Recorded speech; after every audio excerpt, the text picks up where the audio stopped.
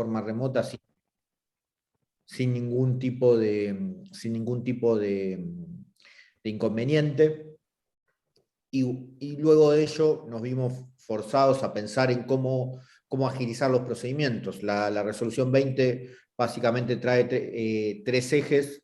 El primero es intentar incentivar los acuerdos y poder tener un trámite que homologue 100% digital. Luego, un esquema también de audiencias, de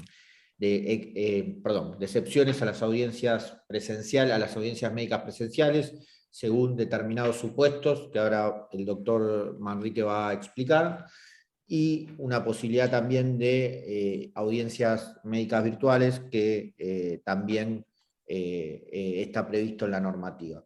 En función de eso, lo que se intenta es agilizar y buscar vías que se ajusten a la realidad actual, intentando preservar los principios normativos del procedimiento de comisiones médicas.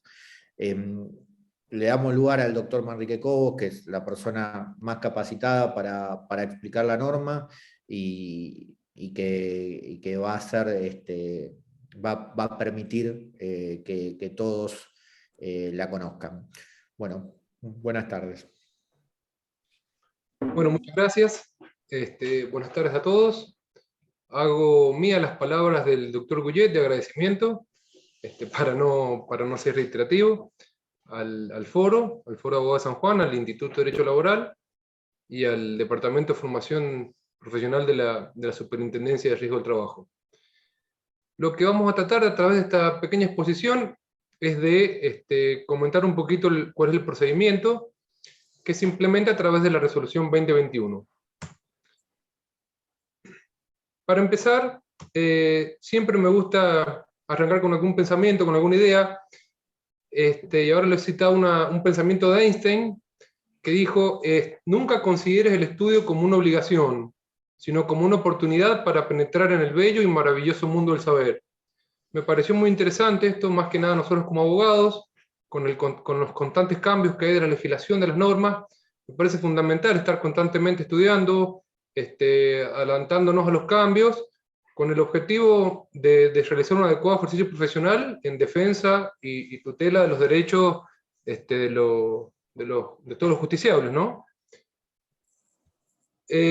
Bueno, ingresando en el campo de la resolución, tal como señaló el doctor Guyet, y para hacer una breve síntesis, podemos decir que la génesis que tuvo la resolución primero fue paliar las consecuencias negativas que generó la pandemia, ¿no es cierto?, con las medidas que se tuvieron que implementar, primero de aislamiento, después de distanciamiento, que impedían el normal desenvolvimiento y circulación, y eso fue generando consecuencias en las tramitaciones, ¿no? Que si bien en la superintendencia se continuaron desarrollando numerosas tareas de manera remota, sabemos que hay muchas actividades o actuaciones que necesariamente se tienen que hacer presencial, como eran las audiencias médicas. Por otro lado también se procura una simplificación de los trámites para de esta manera dar cumplimiento al principio de inmediatez que debe regir en todas las prestaciones de índole laboral. Además también de llevar a la práctica los principios clásicos del derecho administrativo, de economía, sencillez, celeridad y siempre garantizando el debido proceso.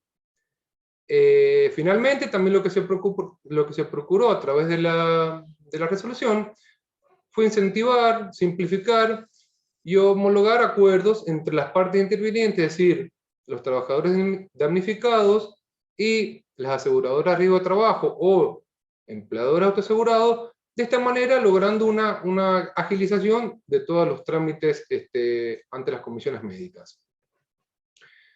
Es importante aclarar que en el desarrollo de esta pequeña charla vamos a ir tratando de manera conjunta lo que es la resolución 2021 y además la disposición 4 del 21, que fue dictada por la Gerencia de Administración de Comisiones Médicas y que vino a reglamentar aquellas cuestiones de la resolución, ¿no?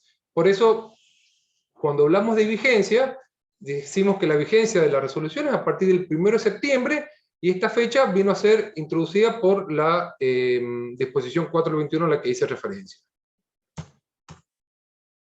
Bien, ahora vamos a lo que es la estructura de la resolución. Podemos decir que la resolución 2021 se sustenta en 3 grandes ejes, que en lo que es la redacción de la norma están caracterizados por títulos. El primer título son los acuerdos por incapacidad laboral permanente, parcial, definitiva, prestaciones dinerarias en aquellas jurisdicciones adheridas a las disposiciones de la Ley 27348. A su vez, este título se encuentra dividido en 2 capítulos. Primero, el capítulo 1, capítulo primero, es el cese de la incapacidad laboral temporaria con secuelas incapacitantes generadas por la contingencia. Mientras que el capítulo 2 es cuando se da el cese de la incapacidad laboral temporaria, pero sin secuelas incapacitantes, que ya vamos a ver cómo varía el procedimiento de acuerdo a uno que la contingencia genere o no secuelas incapacitantes. Después tenemos el título segundo, que establece aquellas excepciones a la audiencia médica presencial, y finalmente el título tercero, que establece una serie de disposiciones transitorias y de forma que se van a legislar a partir de la sanción de la resolución. Procedimiento. Para hablar del procedimiento, primero vamos a hacer referencia a lo que es el capítulo 1 y al cese de la incapacidad laboral temporaria con secuelas incapacitantes.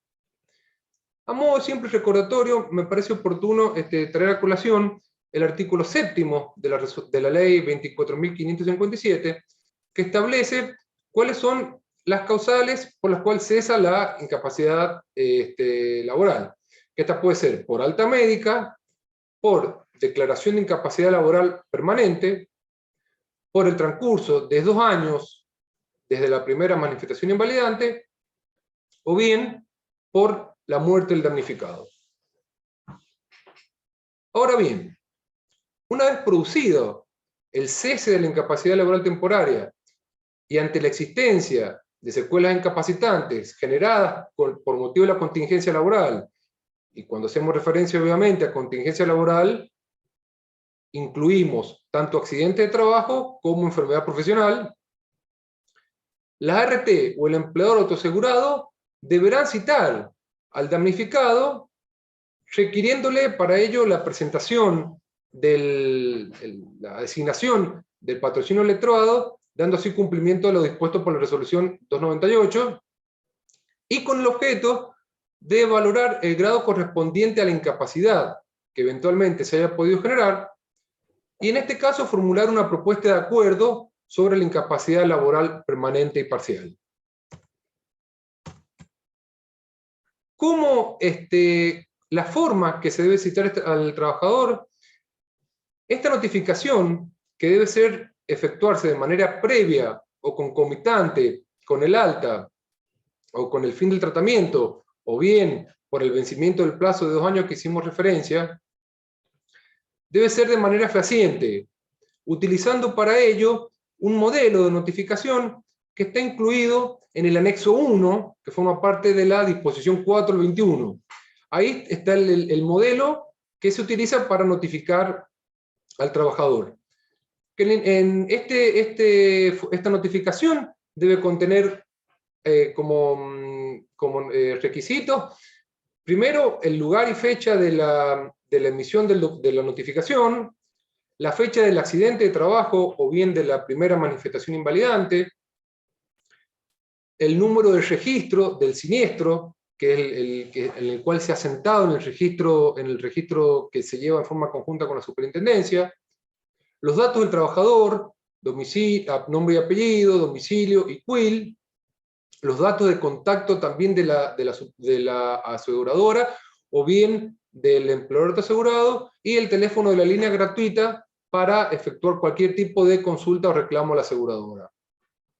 También en este caso va a ser una carga de la aseguradora o del empleador autoasegurado poner a disposición de la superintendencia las constancias que acreditan la notificación de manera fehaciente. En este caso, si el trabajador comparece a la citación al efecto de que se le realice la evaluación médica correspondiente, el empleador autoasegurado o la aseguradora deberán formular la propuesta de acuerdo, utilizando para ello el formulario médico para la valoración del daño corporal que está contenido en el anexo 2 de la disposición 421. Este formulario debe ser suscrito por el médico del RT o el empleador autoasegurado y acompañarse con posterioridad para iniciar el procedimiento para la homologación de propuesta del convenio por incapacidad definitiva o bien o por fallecimiento, conforme lo establece la resolución 298.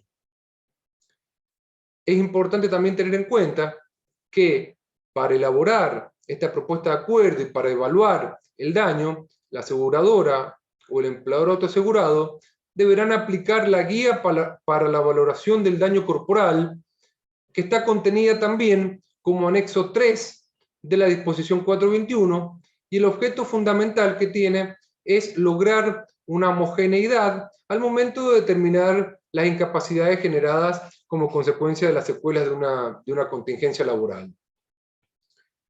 Sin perjuicio de lo señalado, también puede ocurrir que el trabajador incurra en algunos incumplimientos.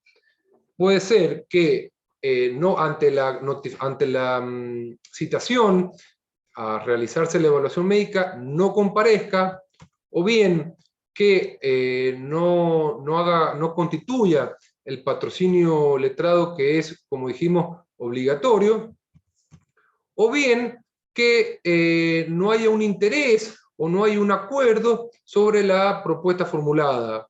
En este caso, ante cualquiera de estas situaciones, la aseguradora o el empleador autoasegurado quedan eximidos de iniciar o de presentar el trámite ante la Comisión Médica para determinación de la incapacidad, y ya será discrecional del trabajador requerir la intervención de la Comisión Médica para iniciar el trámite de divergencia en la determinación de la incapacidad.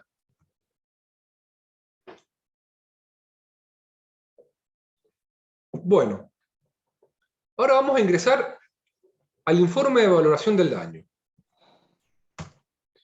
Una vez que el trabajador damnificado compareció a la evaluación médica, se elaboró la propuesta de acuerdo conforme lo exige la normativa y se adjuntaron todos los antecedentes médicos y asistenciales por los cuales se puede determinar de manera fehaciente todos los antecedentes que motivaron la determinación de incapacidad, la RT o el empleador autoasegurado remite toda la información a la Comisión Médica Jurisdiccional al efecto de que se emita el correspondiente informe de valoración del daño, que si bien este informe estaba regulado por el artículo 23 de la resolución 298 del 17, fue modificado también por esta resolución que estamos analizando. Entonces, recibida la solicitud de intervención por parte de la Comisión Médica, se derivan las actuaciones al galeno correspondiente. ¿Quién debe emitir este informe de valoración de daño? Este informe de valoración de daño va a estar integrado por, o debe marcar necesariamente los siguientes elementos. Primero, identificar cuáles han sido las patologías que se han generado con motivo de la contingencia laboral, determinar los datos positivos o de interés que haga el médico del análisis sobre las actuaciones que se han acompañado, los resultados de todos los estudios y las interconsultas médicas que hayan sido necesarias realizar con motivo de la contingencia, Y finalmente, el grado de incapacidad laboral ponderado de acuerdo al baremo establecido por el decreto 659 del 96 y eventualmente el listado también de enfermedades profesionales contenido en el decreto 658. También deberá incluir aquellas preexistencias que pueda tener el trabajador con algún otro porcentaje de incapacidad determinado previamente, ya sea en sede administrativa o bien en sede judicial. Del análisis de toda la documentación remitida por la aseguradora o por el empleador, pueden surgir dos alternativas. Primero, si de la ponderación de todos los elementos resulta que la incapacidad determinada por la aseguradora o el empleador asegurado está debidamente justificada, dentro de los 3 días posteriores a la emisión del informe de la valoración del daño, se notifica a las partes la celebración de una audiencia ante el servicio de homologación, fijando fecha y hora de la realización de la misma. Puede también que no resulten acreditados de manera suficiente los extremos que avalen el porcentaje de incapacidad que sea determinado. Y en ese caso, lo que se corresponde es iniciar el trámite de determinación de incapacidad de acuerdo a lo establecido por el artículo 27 de la resolución 298. De igual manera, al margen de estas situaciones que planteamos, pueden también entender el galeno interviniente que no se han agotado todas las instancias terapéuticas necesarias. En este caso, puede disponer el cierre de las actuaciones y tanto la RT o el empleador autoasegurado deberán citar al trabajador con al médico especialista de acuerdo a la patología que tenga, a los efectos que se determine un plan terapéutico y se comience inmediatamente con el otorgamiento de prestaciones. Esto se debería dar en un plazo de 48 horas, conforme lo establece la resolución 328 del 2008, que vino a modificar la resolución, si no me equivoco, la 1378 del 2007. A su vez, también puede pasar que el grado de incapacidad que se haya fijado no se corresponda con la tabla de evaluación de incapacidades laborales aprobada por el decreto 659. En este caso, se podrá instar a las partes a reformular el acuerdo y a volverlo a hacer, a presentar, digamos, a través de la ventanilla electrónica por única vez dentro de un plazo de 5 días hábiles de acuerdo al artículo 27 de la resolución 298. Vencido este plazo, sin que se produzca la reformulación de la propuesta, ¿no?, corresponde iniciar directamente la determinación de la incapacidad. Ahora vamos a analizar la otra situación, que es cuando el alta se da sin secuelas incapacitantes. Hasta ahora hemos estado analizando cuando el alta médica se otorgaba y se señalaba, ¿no es cierto?, alguna secuela que se había generado o motivado por la contingencia laboral. Pero también puede ser que el infortunio, a criterio del asegurador o del empleador asegurado, no haya generado secuelas incapacitantes. En este caso, no tiene la obligación de iniciar el trámite y es el propio damnificado el que tiene la facultad de poder iniciarlo. Acá me parece importante señalar una diferencia que se vino a trazar con lo que establecía la resolución 298. ¿Por qué? Porque sabemos que de acuerdo a lo que establecía la resolución 298, una vez que se iniciaba el trámite de divergencia en la determinación de incapacidad por parte del damnificado y se corroboraba que toda la documentación aportada estuviera completa, ahí lo que se procedía era fijar directamente la fecha de audiencia médica y examen donde se lo citaba al trabajador para la evaluación. Ahora no, ahora este procedimiento ha modificado esta situación. Y directamente, una vez que se inicie el trámite del propio damnificado, reitero, cuando el alta se ha dado sin incapacidad, se cite directamente a una audiencia ante el servicio de homologación. En esta audiencia, ante el servicio de homologación, se pueden arribar o se pueden dar distintas situaciones. Primero, la obtención de una compensación económica.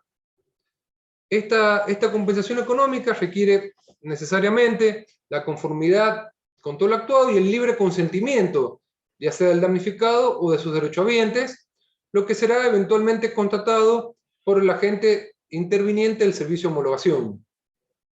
En tal caso, se suscribirá un acta donde se deje constancia del sistema de reparación elegido en un todo acuerdo lo establecido por el artículo 4 de la ley 26773. Es muy importante señalar que esta compensación económica tiene una limitación. La resolución dispone que esta compensación económica no podrá superar en ningún caso el monto correspondiente al caso que se le hubiese fijado una incapacidad del 5%. A ver, tomando un ejemplo que quizás puede resultar un poco burdo, ¿no? Pero, por ejemplo, luego de calculado el ingreso base del trabajador, se liquida que por cada punto de incapacidad el monto es de 10.000 pesos, en este caso la compensación económica no podría superar nunca los 50.000 pesos. Bueno, una vez producido este acuerdo, el agente interviniente del servicio de homologación va a emitir una opinión acerca de la legalidad del procedimiento. Con esto se elevan todas las actuaciones al titular del servicio de homologación para que, en un plazo de 5 días, emita el correspondiente acto de homologación, dejando expresa constancia en el mismo el cese de la incapacidad laboral temporaria, sin secuelas incapacitantes y respecto al acuerdo de compensación económica celebrado entre las partes. Es oportuno también recordar acá que esta homologación tiene autoridad de cosa juzgada, conforme lo establecido por el artículo 15 de la ley Contrato de Trabajo, que es la 2744. La otra opción, o la otra alternativa que puede surgir de esta audiencia, es que el damnificado o los derechohabientes soliciten directamente el agotamiento de la instancia administrativa. En este caso también se va a suscribir un acta, todas las partes intervinientes, dejando expresa constancia del pedido, de lo acordado. Por último, la última alternativa que tiene el damnificado, sus derechohabientes, es eventualmente solicitar el cumplimiento que se dé lo estipulado por el artículo 6 de la resolución 298, es decir, que se proceda a la citación del trabajador para el examen físico y la evaluación médica y la posterior determinación de la incapacidad. En este caso, también es válido señalar que ante la incomparecencia de la aseguradora o del empleador autoasegurado, la parte damnificada podrá ejercer la acción citada y ellos no serán pasibles de ningún tipo de sanción. Hasta acá hemos desarrollado lo que es el título 1, ¿no?, de la resolución. Ahora vamos a ingresar al título 2, que son las excepciones a la audiencia médica presencial.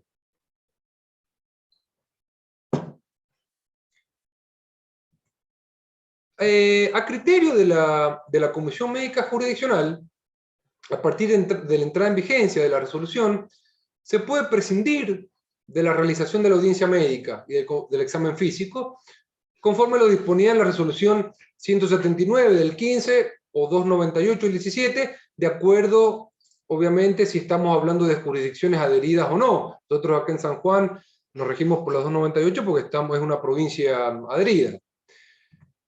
Entonces, recibidas las actuaciones por parte del profesional médico interviniente, luego de ser evaluados todos los antecedentes del caso y las pruebas ofrecidas por las partes, será quien defina la realización de la audiencia médica o su prescindencia. Y en caso de prescindir de la misma, ello va a ser suplido por la elaboración del informe técnico médico. Esto también es algo nuevo que vino a agregar la resolución 2021, informe técnico médico. Este informe técnico médico deberá contener las patologías que han sido generadas con motivo de la contingencia laboral, considerar todos aquellos datos positivos o de interés del análisis de todas las actuaciones médicas producidas, evaluar los resultados de los estudios médicos de las interconsultas que hayan sido necesarias para una mejor ponderación de la incapacidad. Puede solicitar también eventualmente la realización de nuevos estudios con especialistas, en caso de corresponder. Deberá también sustanciar la producción de la prueba médica solicitada, siempre y cuando lo considere que sea conducente para la resolución del caso, o también disponer cualquier otra diligencia que resulte necesaria cuando los antecedentes médicos asistenciales no resultaran suficientes para emitir una resolución. ¿Cómo puede concluir este informe técnico médico? Puede concluir de diferentes maneras. La primera, puede resolver la requisitoria celebración de la audiencia médica presencial y la resolución, y la evaluación física del trabajador de acuerdo a lo establecido por las resoluciones 179 del 15 y 298 del 17. Puede también prescindir de la audiencia médica, pero esta prescindencia debe estar debidamente justificada, es decir, que debe contener los motivos suficientes que le llevaron a tomar esa decisión. O también lo que puede hacer cuando considere viable, de acuerdo a la patología que el trabajador presenta, la realización de una audiencia virtual, deberá dejar constancia de esta situación en el informe técnico médico y dar cumplimiento también con el protocolo elaborado al respecto, y protocolo que está contenido también como anexo 1 en la resolución 2021 y que está debidamente también aprobado conforme lo establece el artículo 16 de la resolución. Y que en líneas generales este protocolo va a establecer, primero, la posibilidad que tienen la Comisión Médica Jurisdiccional o Comisión Médica Central de realizar las audiencias por medios electrónicos, mediante videoconferencias u otros medios análogos, ¿no es cierto?, de transmisión de voz y de imagen, siempre y cuando que sea mediado la viabilidad o haya un análisis de acuerdo al tipo de secuelas que se han generado con la contingencia laboral, y donde se respeten también todos los principios que rigen los procedimientos vigentes. Para llevar a cabo esta audiencia virtual se requiere necesariamente la conformidad de las partes.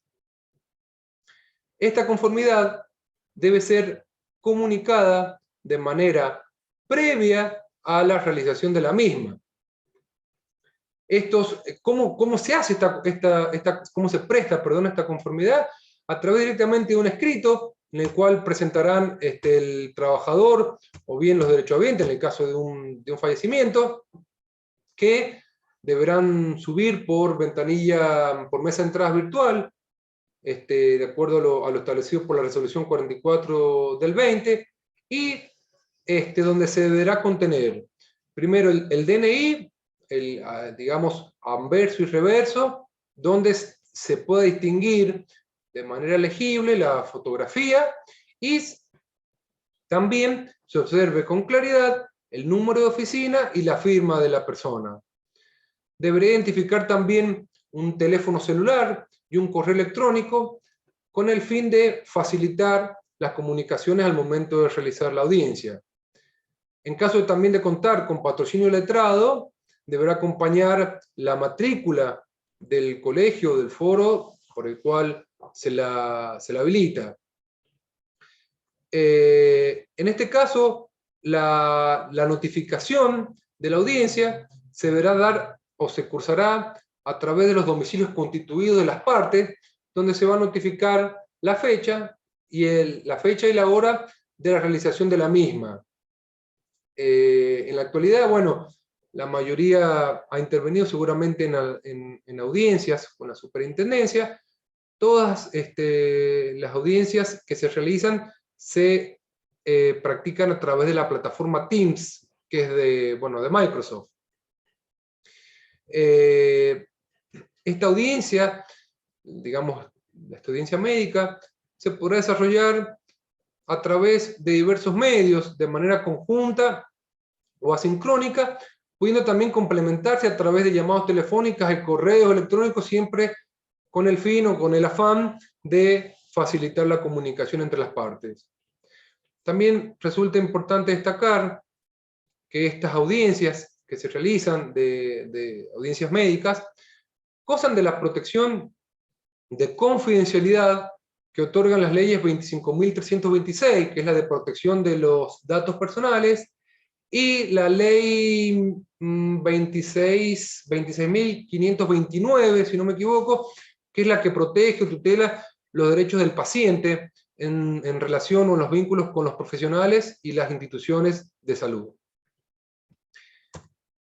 Del acta o el desarrollo del acta se celebrará un acta también, que será elaborada por el profesional médico interviniente, y donde se deberá incluir la leyenda audiencia celebrada en forma virtual y suscrita de manera electrónica por las partes a través de la plataforma de servicios, de conformidad con lo dispuesto por el artículo 10 de la resolución 4420, la que será inmediatamente notificada a todas las partes mediante ventanilla electrónica una vez finalizada la audiencia.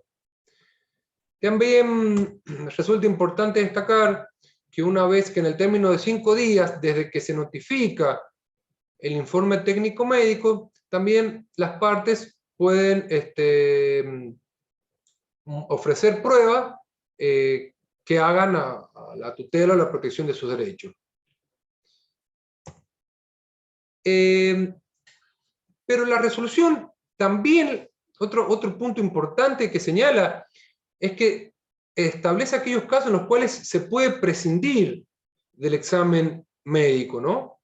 Primero, cuando la patología exhibida por la parte trabajadora puede ser debidamente verificada a través de toda la prueba documental que se ha acompañado, o bien a través de la realización de nuevos estudios solicitados, ¿no?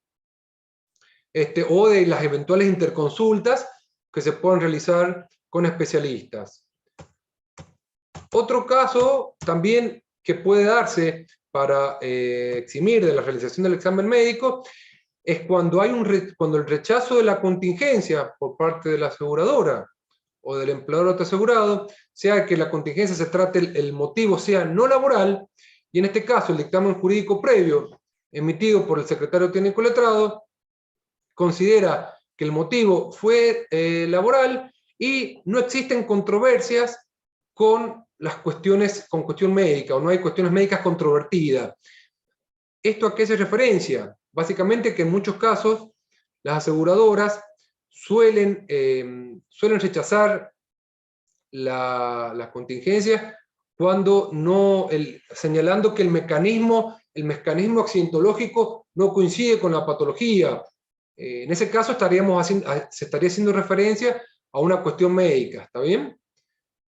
Y el último caso también puede darse cuando el rechazo de la contingencia relativo a los accidentes de trabajo previsto por la resolución 179.15, es decir, aquel procedimiento que se aplique en las jurisdicciones que aún no se han adherido a la nueva ley, y en este caso, el secretario técnico letrado determina el carácter no laboral de la contingencia. En este caso también, como dijimos, se exime de la realización del examen médico.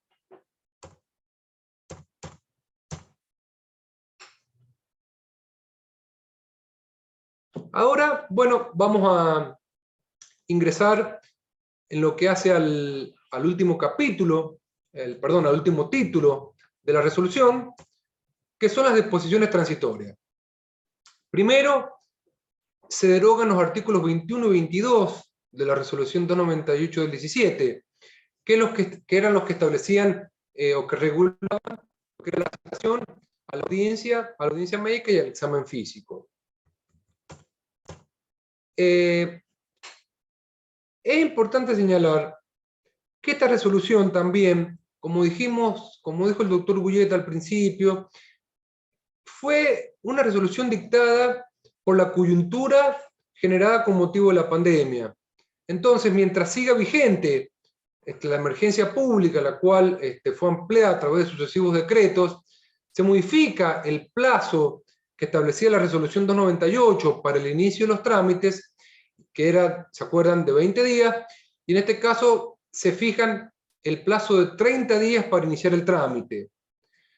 Pero es importante tener en cuenta que este plazo de 30 días, estamos haciendo referencia cuando el alta se da con secuelas, es decir, cuando el trámite lo inicia la propia aseguradora o bien el empleador autoasegurado, ya que en el caso que el alta sea sin secuelas incapacitantes, no hay un plazo determinado para la presentación del trámite y el trabajador puede hacerlo de manera inmediata.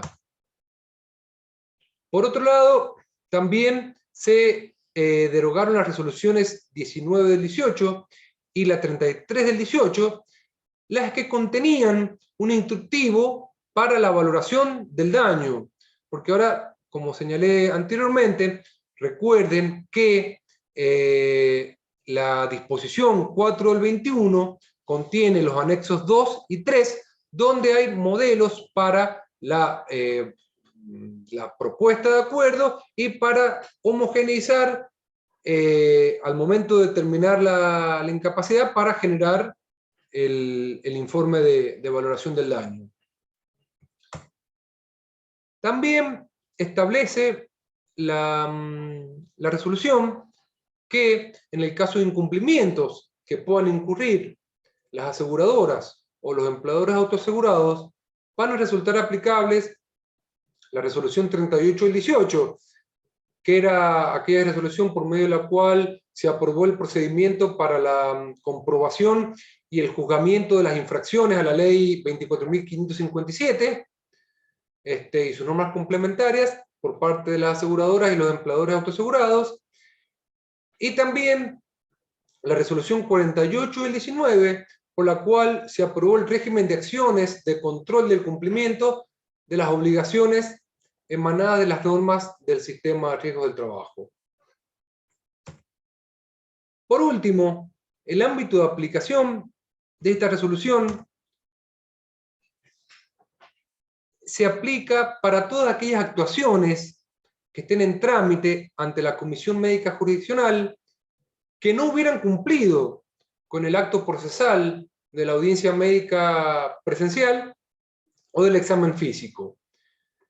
En este caso, si bien la disposición 4/21 establecía que se va a aplicar a partir del 1 de septiembre, hay que tener en cuenta que juegan estos dos artículos. ¿Por qué?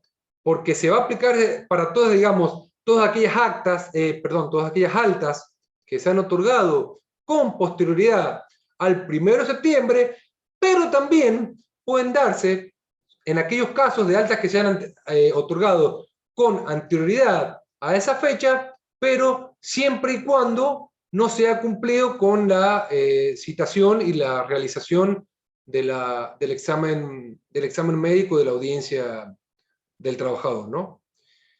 Bueno, esto ha sido en líneas generales el procedimiento, el nuevo procedimiento que ha venido a implementar esta resolución de manera conjunta con la disposición 4.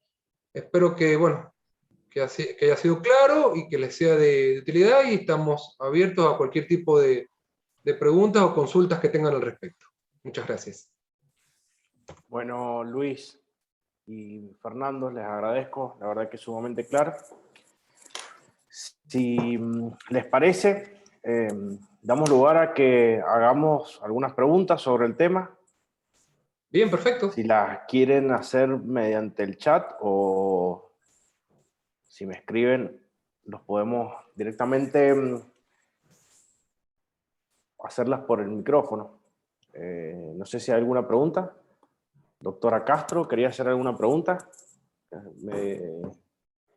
Ahí la... Sí, buenas tardes, ¿cómo les va? Buenas tardes. Quería consultar una cuestión. Yo no hago mucho, digamos, procedimientos de comisiones médicas. He tenido mi primer caso que ha tenido sus notas un poco específicas. Quería consultar, por ejemplo, en el caso de mi clienta, ella había tenido un accidente, se había caído y había tenido un problema en el dedo meñique, perdón. La citó el médico del ART, le hizo la evaluación y le dio un casi 13% de discapacidad, no solo por eso, sino porque tenía una cicatriz también acá en la cara. Y aparte de que había perdido la sensibilidad, la movilidad y le afectaba como al agarre porque era la mano derecha, bueno, cuestiones médicas que yo no sé mucho manejar. La cuestión es que hizo una propuesta a la ART, nosotros aceptamos esa propuesta, era algo de 1 millón de pesos.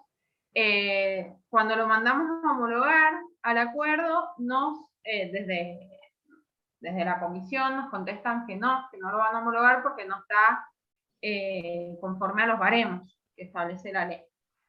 Entonces, bueno, que iba a ir al procedimiento de determinación. Vamos al procedimiento de determinación, la ve el médico de la superintendencia y demás, y le bajan a un 5% la incapacidad que le quedaba, la secuela, y por ende pasaba a ser de 500.000 pesos de la indemnización que determinaba la comisión médica. Entonces, realmente a mí se me hacía muy difícil explicarle a la clienta que la superintendencia le había bajado lo que ella había acordado con la ART a la mitad. Entonces, bueno, nada, desde la superintendencia me dijeron, no, bueno, con el nuevo procedimiento esto ya no debería pasar. Bueno, pero yo veo Fernando, cuando has explicado el artículo 6, que como que la superintendencia sigue teniendo esta facultad y no hace ninguna salvedad, digamos, porque yo entiendo que intervenga cuando lo que establece la ART es menos que lo que le corresponde al trabajador, pero en este caso, digamos, es como muy difícil de explicar que la superintendencia está para salvaguardar los derechos del trabajador y que el trabajador con la ART había acordado por más y al final termina siendo menos. Entonces, ¿qué explicación hay para ese caso? Con esta nueva legislación va a seguir pasando eso. Puedo responder. La realidad es que hay ahí una impericia de la RT en cuanto a qué ofrece. Si vos me preguntás y si yo estuviera del lado de la RT y estoy dispuesto a cerrar el caso por 1.200.000, y por más que me bajen la incapacidad, porque hay dos cuestiones que hacen al derecho del trabajador. Una es la indemnización que pueda obtener la mejor posible, eso estamos de acuerdo, y la otra es tener el grado de incapacidad que conforme baremo le corresponde. ¿Por qué? Porque la realidad es que las incapacidades, no es el caso porque no es una incapacidad tan alta, pero digo, las incapacidades muchas veces hacen a la permanencia del trabajador en el mercado laboral, al derecho previsional que tiene ese trabajador, y también a otros derechos conexos de prestaciones complementarias. Entonces, muchas veces nosotros vemos casos, la otra vez yo hablaba en una charla en el Colegio de Mendoza, que estuvimos con Fernando, y te hablaban yo contaba un caso, un ejemplo de un trabajador, que si yo le sumaba las incapacidades que había tenido homologadas por acuerdos judiciales, sumaba más de un 100% ese trabajador. Y todavía había tenido un nuevo accidente, sumando ya más incapacidad del 100%, todavía tenía un nuevo accidente, es decir, seguía trabajando. Entonces ese trabajador tenía dos posibilidades. Una es que o no tenía tanta incapacidad, O otra peor, que tenía un montón de incapacidad y que haya tenido un derecho previsional y que no se haya ejecutado por esta cuestión judicial y que encima siga trabajando. Entonces, la realidad es que lo mejor que puede conseguir el trabajador es que se fije la incapacidad correcta. La aseguradora ahí tiene por ahí una conducta desleal que debería ser pasible de sanción, pero que queda en un gris, que es esta de retrotraer una oferta que ya había hecho, porque tranquilamente, por cómo está la ley, en instancias de acuerdo, podría haber dicho, está bien, hoy es un 5, pero yo estaba dispuesto a cerrarlo por 1.200.000 y lo cierro por 1.200.000 y se acabó el siniestro. Ahí hay una actitud desleal, no es que la superintendencia tiene No, bueno, después terminamos acordando de un término intermedio, pero porque la trabajadora estaba dispuesta, digamos, a avanzar, digamos, si era necesario. Pero, digamos, en el lado del litigante se hace muy difícil cuando, digamos, lo que te mandan en la notificación electrónica es que no está de acuerdo con los baremos. O sea, no hay más explicación que esa. Y, digamos, como decir al trabajador, mira, la explicación es esa y es correcta y es técnica, digamos. El baremo prevé límites de incapacidad, ¿no? Y la ley se modificó, la 27.348, prevé pisos indemnizatorios. O sea que la incapacidad haya sido ajustada no quiere decir que no se pueda conseguir la indemnización que ya habían ofrecido. Yo en un momento trabajé en una reglamentación que por distintos motivos no prosperó demasiado, pero yo entiendo que lo que ya está ofrecido, independientemente después de la incapacidad que se fije, debería ser el mínimo de ese piso. Pero bueno, la realidad sí, que... yo también, pero bueno. La realidad que igual también muchas veces lo que pasa es hay un poco de... Nosotros con la resolución 20 del 21 lo que se salió a hacer es a dar capacitaciones desde el área médica de la superintendencia a los médicos de las ART para que ajusten y mejor a baremo y evitar este tipo de problemáticas. La realidad es que es un poco de impericia, tanto impericia pericial duplica, y un poco, y este desconocimiento. Pero no es que hay una cuestión de que la superintendencia tiene una cuestión contra el trabajador, todo lo contrario. Pero el monto indemnizatorio va por un lado y la cuestión de incapacidad va por el otro. El tema es que muchas veces en el anterior sistema, no en el anterior sistema, sino cuando comenzó el sistema, la realidad es que la lógica era más incapacidad, mayor indemnización, más derecho del trabajador, y yo no comparto esa visión, quizá desde mi rol institucional. Pero bueno, sinceramente sí también comparto que son cuestiones a ajustar. Doctor, disculpe, No, bueno, obvio, gracias. Disculpe. Antes que siga con la pregunta, doctora, tratemos de hacer preguntas que no sean de tipo personal, nos fijemos un poco más sobre la reglamentación. Sí, yo también me subí también porque me parecía importante aclarar. Claro, es en base a lo que habíamos charlado también antes de la charla, que no hagamos particularidades en esta capacitación, sino que tratemos de ir un poco más a lo genérico, a lo general o sobre específico sobre la normativa. Así que disculpe, doctora, que le interrumpí. No, en realidad estaba de acuerdo con lo que decía la doctora recién, pero bueno, ante tu aclaración no podría yo acotar más nada, porque sí estoy de acuerdo con que me pasó lo mismo que la doctora recién, de que la ART determinó una determinada incapacidad, un determinado monto, y después se bajaron los montos y es muy difícil acordar, como dice la doctora, con el paciente, con el cliente, de que cómo pasamos de un porcentaje a la mitad y con un monto totalmente contrario a lo que se había establecido. Además que es difícil explicarle al paciente, al cliente, que se ha cambiado y que se han echado para atrás. Entonces me parece como un despropósito para el trabajador, que en vez de ir en mejorar su situación, vamos en pos de empeorarlo. Pero esa era la acotación más que nada, si había una posibilidad de que no llegáramos a estos puntos después de una homologación posterior. Bien, hago la pregunta yo como redondeando, a ver si podemos levantar el pensamiento también de la doctora. Con respecto a esta resolución 2021, ¿se modificará o vamos a tener menores posibilidades que pase lo que ha venido pasando, que más de un colega lo ha sufrido? A ver, yo creo que hay dos aspectos a considerar. El primero es que el trabajador concurra a celebrar un acuerdo con un patrocinio letrado. Sobre una cuestión médica de incapacidad, se puede hacer un análisis, el baremo es de conocimiento, o sea, es de una norma positiva y es técnico y se puede aplicar si se considera. Independientemente de esto, yo no considero que, no comulgo con la idea de que el derecho del trabajador, que tiene que tiene el derecho a su salud laboral, esté garantizado con una mayor incapacidad y con una mayor indemnización. Digamos. Tiene que ser la incapacidad justa y la mejor indemnización que puedan obtener. Este es mi pensamiento. Lo que se salió a hacer a partir de la resolución 20 es a capacitar fuertemente el mercado de ART. Creo que hay que hacer algún ajuste sobre esta cuestión, que es lo que decía antes, sobre la cuestión del ofrecimiento. Me parece que igual también está en la expertise de los abogados que estamos acá integrando, que tranquilamente podrían también tener esta charla con la RT en cuanto de que si la RT no tiene la diligencia al momento de estimar conforme baremo, que llegado el caso que no se bajen de ese monto mínimo.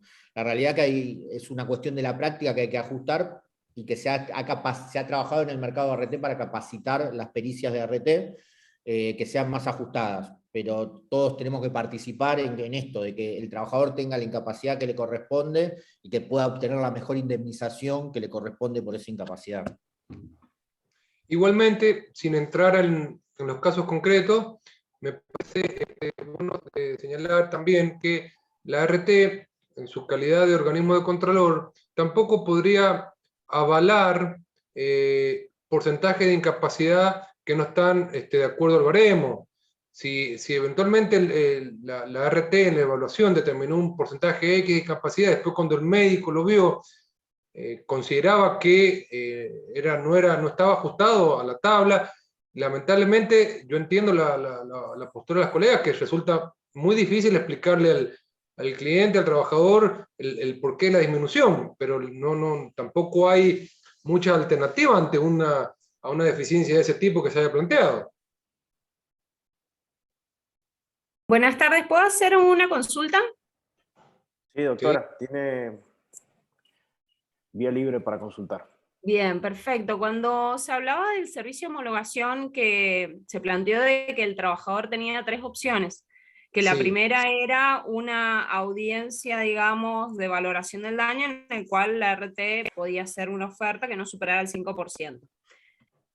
El trabajador, ¿cuándo elige cuál de las 3 opciones? Digamos, ¿hay un plazo o cómo se elige si se va a esa audiencia, si se va a una audiencia médica para que le valoren la incapacidad? No, te explico. Primero ese caso se da cuando el alta ha sido otorgada sin secuela incapacitante. Es decir, cuando se otorga el alta sin secuela, el mismo trabajador inicia el trámite de divergencia y la determinación de incapacidad. Una vez iniciado el trámite de divergencia, directamente lo que se hace, se fija fecha de audiencia o homologación. ¿Está bien? Ah, bien, directamente. Exactamente, directamente se fija fecha de audiencia o homologación. Y es en el desarrollo de esa audiencia que se pueden dar cualquiera de estos presupuestos. O bien que la aseguradora o el empleador autoasegurado hagan una oferta de un arreglo económico, o bien que decida el trabajador, no, bueno, yo decido agotar la instancia administrativa acá y eventualmente después ir a la instancia judicial, o bien puede pedir que se le realice el examen médico y se celebre la audiencia médica como establecía la resolución 298. Pero es todo en el marco de esa misma audiencia. Ah, bien, perfecto. Y la última consulta. ¿Las altas a partir de qué fecha entrarían en este nuevo sistema? Bueno, eso como lo señalé al final, en principio, por lo que establecía la disposición 4, se iba a aplicar a todas aquellas altas que fueran otorgadas a partir del 1 de septiembre. Pero también juega, en este caso, el artículo enunciado en las partes de las disposiciones transitorias que determina la aplicación de esta resolución en todos aquellos trámites en los que aún no se ha fijado audiencia. ¿Me entendés? Entonces, se pueden dar en cualquiera de los dos casos, o bien altas otorgadas con posterioridad al 1 de septiembre de este año, o bien actas altas que han sido otorgadas anteriores, pero cuyos trámites aún no se haya fijado fecha de audiencia ni se ha celebrado la audiencia. Ah, bien, perfecto. Muchas gracias. De nada. ¿Alguien tiene otra pregunta? ¿Esta compensación económica, doctor, es meramente facultativa por parte del RT? No es una cuestión que sea obligatoria. No, es meramente es facultativa. La posibilidad de otorgar una determinada suma de dinero por en compensación por las secuelas que eventualmente se pudieron generar, pero en este caso también no hay porcentaje de incapacidad determinado. Se fija un monto económico, un monto de dinero X en compensación y listo, sin fijar incapacidad. Bien. Lo que se acuerda es que no, o sea, lo que se acuerda una compensación económica ratificando el alta sin secuelas ya otorgada, ¿no? Ese es el contenido del acuerdo. Bien. Yo quería preguntar, ¿cuál era digamos, las características que tenía en caso de que se determinara que no se llevara adelante la revisión médica? Es decir, se dijo que en determinadas situaciones no iba a hacer falta que fuera, diríamos, fuera la revisión médica para determinar ya sea la divergencia en el alta o la divergencia en la incapacidad. ¿Cuáles eran los criterios que se van a tomar para determinar que no requiere de una revisión médica? No sé si se comprendió la pregunta.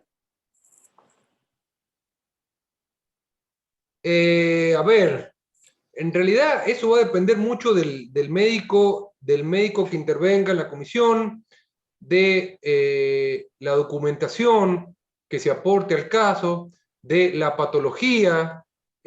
Van a haber, digamos, diferentes circunstancias que son las que va a tener que merituar oportunamente el médico para poder evaluar si es necesario o no la realización del examen médico, o eventualmente también de requerir la realización de la audiencia virtual. Tendrá que, ante el inicio del trámite, determinar si es necesario o no realizar el examen médico. Bueno, y también, como señalé, si eventualmente considera que no es necesaria la realización del mismo, deberá fundar la decisión. Deberá denunciar los motivos que lo llevan a él a tomar tal determinación.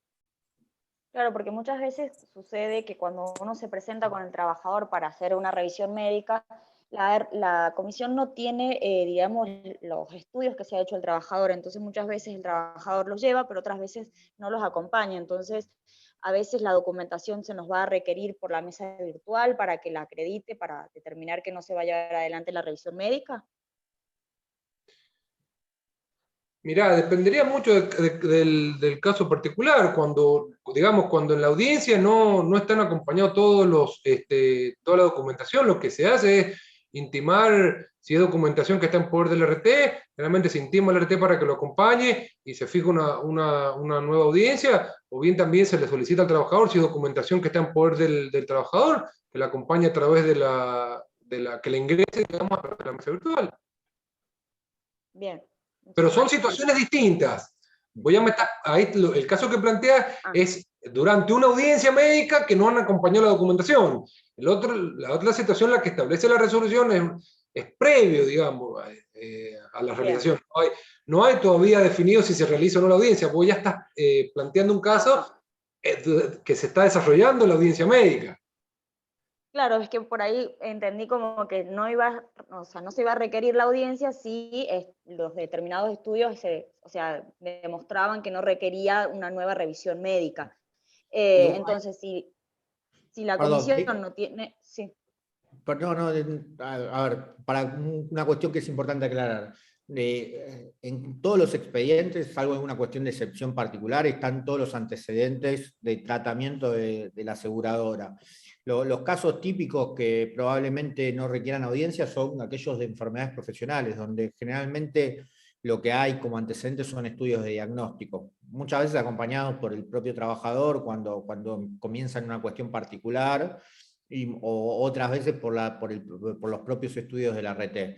Después están las cuestiones de rechazo también cuando no hay una cuestión médica controvertida, por ejemplo, los rechazos de accidente, cuando la controversia está en el hecho y el trayecto, o en ese tipo de supuestos. Y hay otro supuesto, Fernando, que me estoy olvidando seguramente, pero la evaluación del médico surge de los antecedentes que hay en el expediente al momento de hacer esta evaluación de si corresponde o no. Si el médico ve que no hay suficientes elementos como para evitar la audiencia médica, la fijará y se celebrará. Independientemente de eso, también el médico tiene facultad de pedir estudios sin la realización de la audiencia médica a través del informe técnico médico. Entonces, por ahí en un caso donde es una enfermedad profesional que requiere estudios de diagnóstico, simplemente lo que va a proceder, que no se va, o sea, el diagnóstico no se va a solucionar en una audiencia médica, porque igual va a tener que pedir los estudios, lo que probablemente corresponda hacer es pedir los estudios de diagnóstico. Muchísimas gracias. No hay por qué. Bien, ¿alguien tiene otra pregunta?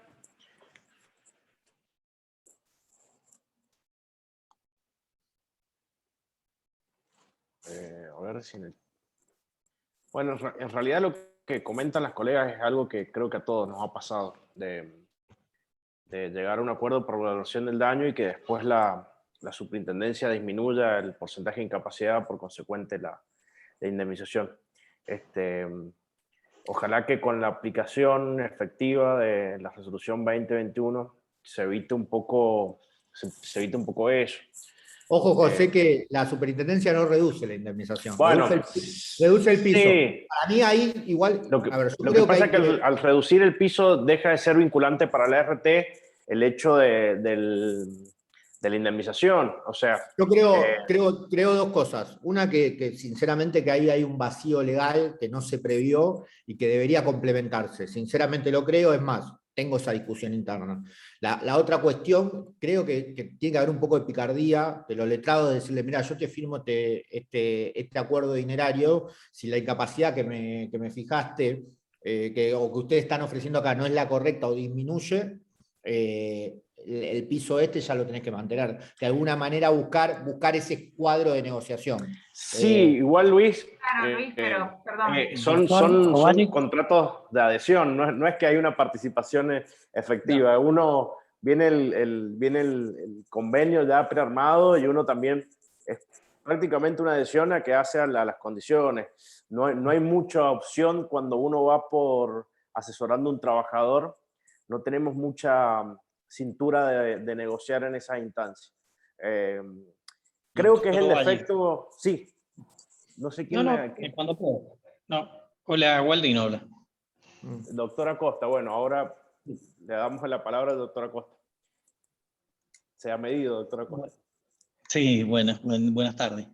El tema, me parece a mí, bueno, en esta opinión, realmente es un preacuerdo, no es un acuerdo que se vaya a homologar, es un preacuerdo que requiere de revisión por la Comisión Médica Jurisdiccional.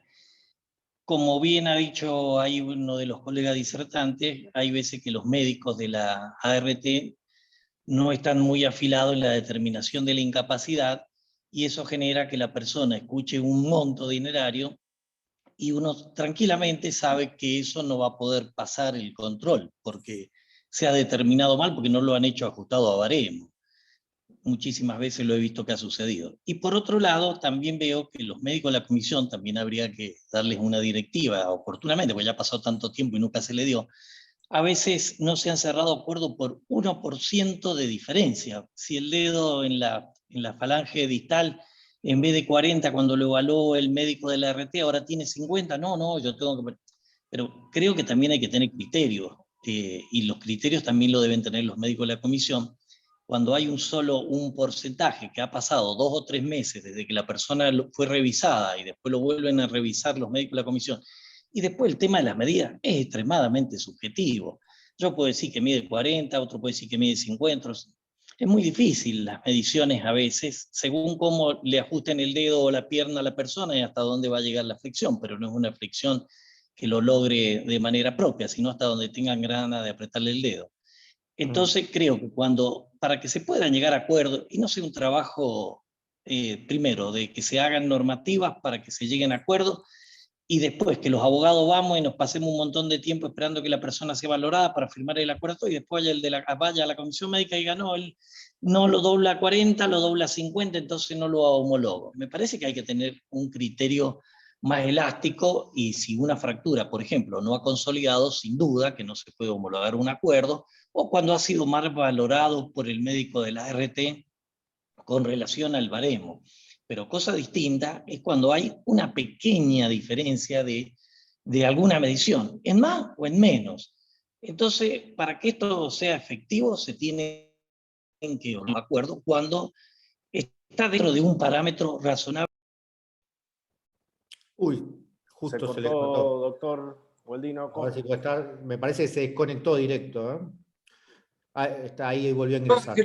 Se silenció. Le apareció el... Que salió, yo lo vi que salió de pantalla y ahora volvió a ingresar, me parece que está ingresando ahora. ¿Está ahí, doctor? No. Perdón, sí. Lo que pasa es que me entró una llamada y estoy con el teléfono. Yo coincido plenamente con lo que está planteando. La realidad es que igual me permito aclarar esto, que es generalmente puede haber, como todo en la práctica, sabemos que las comisiones médicas están integradas por un sinfín de médicos y puede haber un error técnico en un caso concreto, sin duda.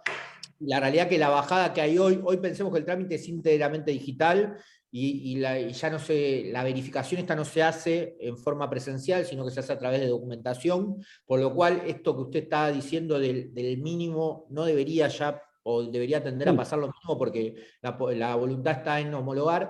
Sí, lo que no homologan, que puede ser a veces por una diferencia de un 1%, es si esa lesión y ese grado de incapacidad que están ofreciendo, aunque sea un 1%, no ajusta baremo. Por ejemplo, no sé, una lesión tiene un grado entre 5 y 10%, y si por la misma lesión le ponen un 12%, no se puede homologar. Ahora, si está dentro del rango, entre 5 y 10, sí se debe homologar. Eso es lo que están hoy, el criterio que se está bajando y que se está tratando, y que de la misma forma se capacitó a las ART y podrán ver o sea, se está intentando difundir de la mejor forma y que sea de una forma más consistente. Muchas veces hay ese problema de que por ahí no está mal, no está mal el grado, pero sí está fuera del rango de baremo. Entonces es un problema técnico que hay que ver cómo manejarlo de la mejor forma. Lo que sí se ha tomado como el criterio que se ha bajado es que siempre que esté dentro del rango hay que estar a favor del acuerdo, salvo que sea una cuestión que no tenga lógica. Claro, sí, no, coincido plenamente que con esta resolución, al no haber un examen físico ahora de la persona, puede hacer, pero sin contar esta resolución, lo que pasaba con los acuerdos cuando íbamos a homologación, era esta pequeña, siempre estando dentro de los rangos, lógicamente, nunca fuera del rango, sino que por una cuestión, no, la rodilla dobla a 120 y no a 100. Eso es una impericia por ahí del caso concreto del médico que con un rigorismo muy obsesivo. Sí, considero eso es lo que creo. Ahora me parece muy bien, bueno, al no ver por ahí ahora el examen físico, bueno, cuando entre dentro de los rangos, si la función y las directivas de la SRT es que se lleguen a acuerdo y se homologuen, me parece que va a ser positivo, pero si al fin y al cabo después uno va, se pasa toda una siesta en el médico, 2 horas con un trabajador y todo, escucha un monto y después va y no se homologa, resulta que entonces uno que empieza a hacer directamente a no ir a esos trámites porque prefiere ir a la comisión médica que le fijen la incapacidad. Bueno, después uno podrá apelar, hacer juicio, lo que corresponda, pero no que el trabajador ya escuche un monto, porque no escucha por ahí el porcentaje, escucha el monto dinerario y que después sea vendido de una manera significante.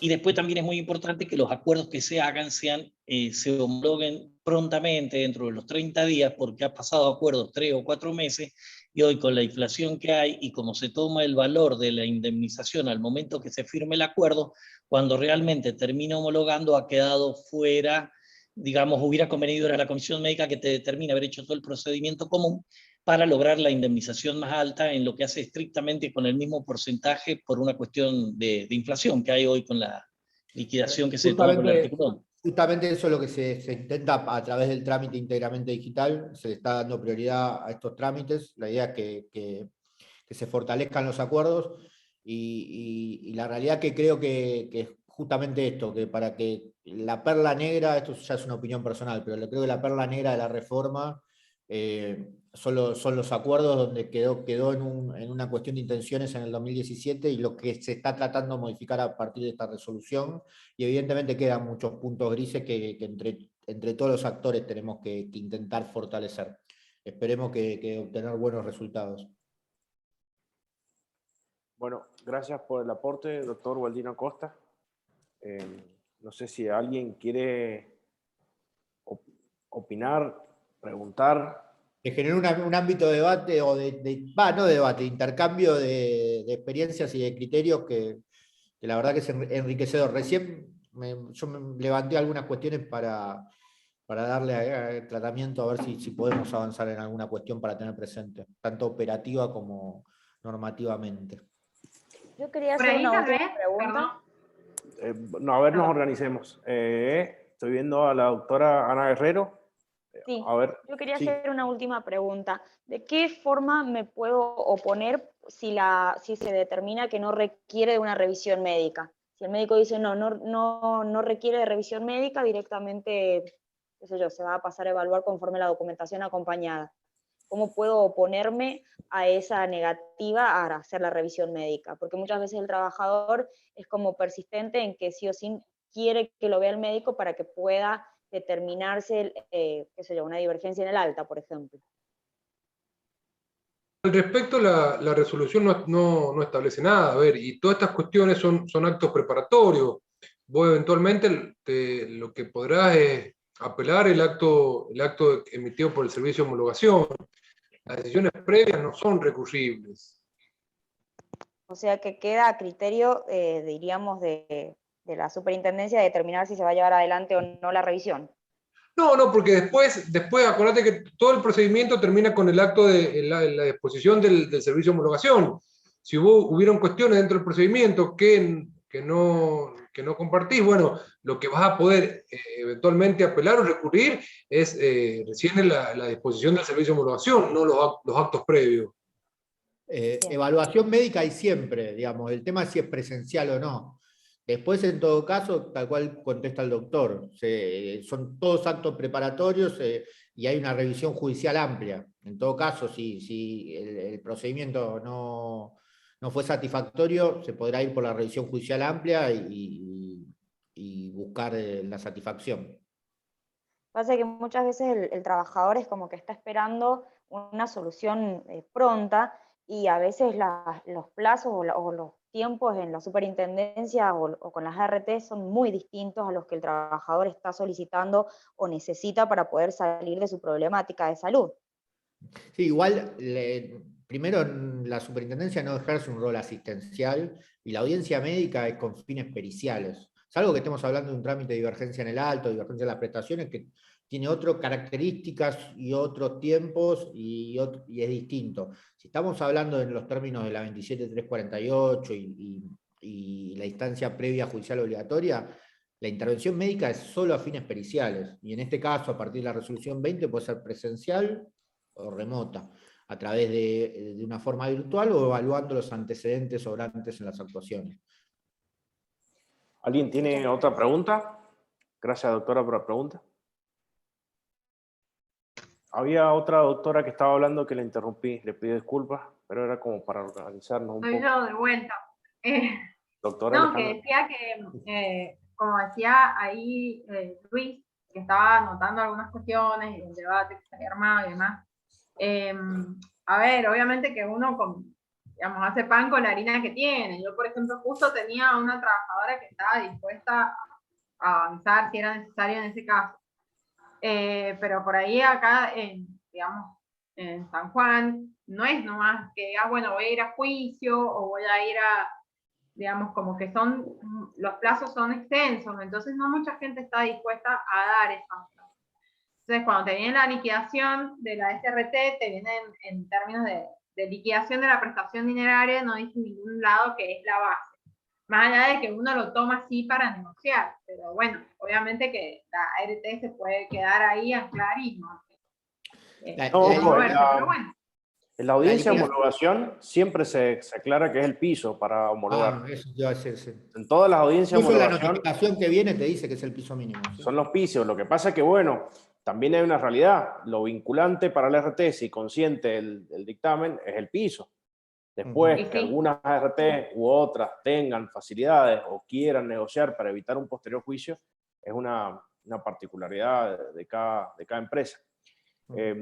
Cerrando un poco, creo que después del fallo de Pogonza, lo mejor para todos los actores sería que aceitemos lo máximo posible este engranaje, este procedimiento previo obligatorio, y que sea lo más fructífero para todos, incluyéndonos nosotros también en el sistema como abogados, con el trabajador, que es el principal afectado, y también con estos diálogos que podemos llegar a tener en la superintendencia. Y valoro también mucho, Luis, que también tome algunas notas del doctor Gualdino Costa, que tiene vasta experiencia en lo que son trámites ante comisión médica, y da fe, creo que todos dar fe, que por ahí hay veces que solucionamos un problema muy rápido y hay veces que tenemos que litigar contra la propia superintendencia. Entiendo que el camino es el camino de diálogo, de poder articular capacitaciones en conjunto, que podamos también ser escuchados por parte de la organización. Y a modo de cierre, les agradezco siempre la predisposición que tienen hacia con el Foro de Abogados, y proponemos y seguimos insistiendo que el año que viene podamos hacer una jornada presencial a fin de dar una capacitación íntegra de todo el procedimiento. No sé si quiere alguien aportar algo más. Yo te quiero primero agradecer, aparte coincido con vos de que Pogonza, sobre todo, de todos los actores del sistema, pero respecto a la superintendencia, pone la vara muy alta y tenemos que empezar a tratar de tocar esa vara, y queda mucho por hacer. Y valoro mucho, vos sabés, José, que aparte que fue iniciativa del foro a partir de la nueva gestión de la SRT jurídica, de contactar con nosotros. Creo que en su momento acercaron a través de Fernando, y la verdad que siempre la mejor charla, la mejor predisposición, señalando lo bueno y lo malo con objetividad. Incluso el ambiente que se generó hoy, que es un diálogo más que fructífero, la verdad que solo palabras de agradecimiento, y esperemos que poder estar a la altura de las circunstancias, y que empezar a subsanar todo esto. Doctor. Entre todos los que integramos el sistema. Doctor, acá. Sí. Doctor Pablo Olivera le habla. Conozco la voz al doctor Olivera. Bien, muchas gracias. No, comentarte a Luis y a Fernando, bueno, que son los referentes de la SRT, transmitirle nuestras inquietudes, uno que trabaja todos los días con accidentados, y vos aclarabas recién, Luis, la constante capacitación o la constante conversación que tenés con las ART.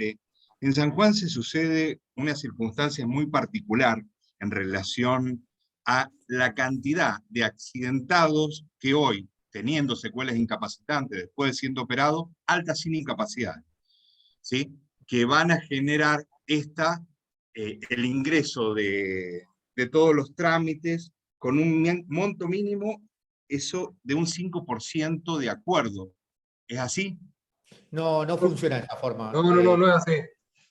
Fernando, si querés, entonces, explícale. No, eso, Pablo, mirá, no funciona así el sistema. Cuando el alta, lo de la compensación económica es una alternativa, es una de las alternativas. Cuando el alta se inicia, se otorga sin secuela incapacitante, sí, como le expliqué recientemente, eso se celebra una audiencia ante el servicio de homologación, y en esa audiencia tenés tres alternativas. Una, la compensación económica. Sí. Otra, dar por agotada la instancia administrativa, o bien la tercera, que es pedir el examen médico, que para que se determine la eventual secuela que haya generado la contingencia. No es que todas las altas sin secuela incapacitante se tienen que cerrar con ese acuerdo, ¿no? No. Son distintas alternativas en las que pueden darse. Bien, entonces no me había quedado claro en relación, había entendido yo si las altas con secuelas, sin secuelas, otorgadas muchas veces mal por las ART, por los médicos de la ART, ¿sí? iban a concluir en una catarata de juicio alentando la revisación pericial médica. Pensé eso, no había entendido bien eso, así que ahora me queda un poco más claro. Pero es válida también mi inquietud para que los representantes de la SRT, y bueno, y algún representante hoy que veo, como vos, José, que representás a alguna RT, el diálogo constante con los médicos de otorgar altas como corresponde y no generar después trámites que sean más largos, ¿sí? Estas altas sin secuela, esta generación de la audiencia de homologación y después el pedido de nuevo de ser examinado, va a volver hacia atrás una revisación médica que podríamos llegar a tenerla directamente si fueran otorgadas con secuela. ¿Bien? Eso, nada más. Perfecto. ¿Alguien más quiere hacer algún comentario? Aprovechemos ahora porque después las preguntas en el instituto no se van a responder sobre este tema. Acá están los especialistas, así que aprovechemos. Les comento tenemos todavía varios participantes conectados, que con Luis en el año 2020 generamos lo que es el sistema de ACOM, que eso fue muy importante para nuestro foro de abogados. Dejó de existir lo que es el patrocinio gratuito por parte de la superintendencia para que aquellos interesados que quieran enrolarse en una lista y ser patrocinantes de este sistema que es ACOM, se pueden inscribir en la página con el foro de abogados, porque ya hay un convenio entre el foro de abogados y la superintendencia a fin de poder brindar el patrocinio letrado por trámites ante comisión médica. Eso si hay alguno que no lo conozca y tiene alguna duda, también me puede consultar y les paso las bases y las condiciones que se generaron al momento de llegar a ese convenio. ¿Alguien más quiere hacer alguna acotación? Bueno, les recuerdo y les voy a pegar de vuelta el mail del instituto para aquellos interesados que quieran recibir un certificado de tipo digital. Se comunique por el mail del instituto con los datos a fin de que desde el foro de abogados podamos emitir una certificación. La verdad que ha sido muy claro, muy fructífera para todos. Te agradezco personalmente, Fernando, y te agradezco, Luis, por siempre, insisto, la predisposición que tienen para el diálogo y para generar este tipo de capacitaciones. Así que muchas gracias por todo y damos por finalizado esta jornada. Ha sido muy buena para sacar las dudas de todos. Gracias a todos. Muy buenas tardes. Buenas, muchas gracias.